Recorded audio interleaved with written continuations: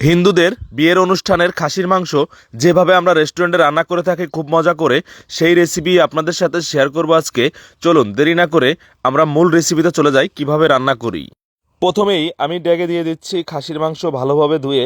আপনারা খেয়াল রাখবেন, খাসির মাংসের ভিতরে অনেক সময় অনেক পশম থাকে, তাই ভালোভাবে ধুয়ে দিবেন খাসির মাংসটা। তারপর দিয়ে দিচ্ছি দারচিনি। দারচিনি দিয়ে দিচ্ছি প্রায় 70 গ্রাম করে প্রতি ডেগে। দেখুন কতগুলো করে দারচিনি আমি এখানে দিয়ে দিচ্ছি। তারপর দিয়ে দিচ্ছি 25 গ্রামের মতন করে প্রতি ডেগে এলাচ। এলাচ দেওয়ার পরে তারপরে এখানে দিয়ে দিচ্ছি হচ্ছে আমি লং। লংটা আপনারা একটু কম পরিমাণে দিবেন। তারপরে লং দেওয়া হয়ে গেলে তারপরে দিব এখানে কালো গোলমরিচ। কালো গোলমরিচটা একটু বেশি পরিমাণে দিতে হবে। কালো গোলমরিচটা দেওয়া হয়ে গেলে তারপরে এখানে আমি দিয়ে দিব তেজপাতা। তেজপাতা দিয়ে দিচ্ছি প্রায় 20-25টা করে প্রতি ড্যাগের জন্য। তারপরে এখানে দিয়ে দিচ্ছি আমি আদা রসুন পেস্ট। আদা রসুন পেস্ট দিয়ে দিচ্ছি 1 কেজি পরিমাণ। তারপরে এখানে দিয়ে দিব আদা রসুন দেওয়া হয়ে গেলে তারপরে দিয়ে দিচ্ছি হচ্ছে সরিষা বাটা। সরিষা বাটা দিচ্ছি হচ্ছে 150 গ্রামের মতন সরিষা বাটা। তারপরে সরিষা বাটা দেওয়া হয়ে গেলে এখানে দিয়ে দিচ্ছি 100 গ্রামের মতন পোস্তদানা বাটা। তারপরে এখানে দিয়ে দিচ্ছি 50-60 গ্রামের মতন জয়ত্রী বাটা। তারপরে এখানে দিয়ে দিচ্ছি প্রায় 500 গ্রামের মতন বাদাম বাটা। তারপরে এখানে দিয়ে দিচ্ছি 200 গ্রামের মতন মিক্স মশলা বাটা, মানে গরম মশলা যেটা। তারপরে এখানে দিয়ে দিচ্ছি প্রায় 5 কেজি পেঁয়াজের বেরেস্তা আমি এর ভিতরে হাঁড়ির ভিতরে দিয়ে দিচ্ছি।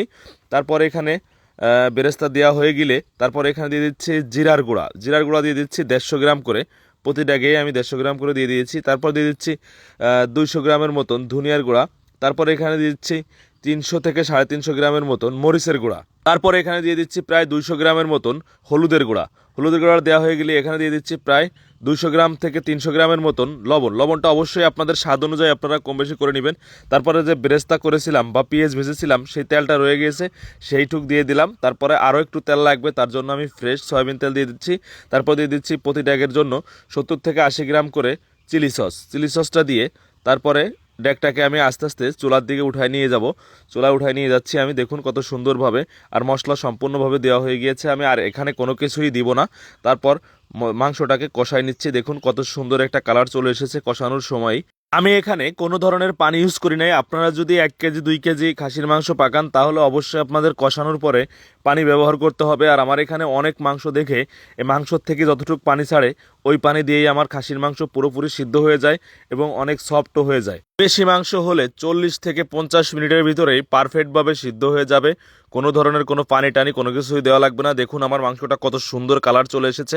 রেসিপিটা ভালো লাগলে একটা শেয়ার দিয়ে রাখেন, যেন আপনি রান্না করার সময় ওখান থেকে খুব সহজে দেখে নিতে পারেন। আসসালামু আলাইকুম ভিউয়ার্স, ভালো থাকবেন, সুস্থ থাকবেন। আর এরকম নতুন নতুন রেসিপি পেতে পেজটাকে একটা ফলো দিয়ে রাখেন।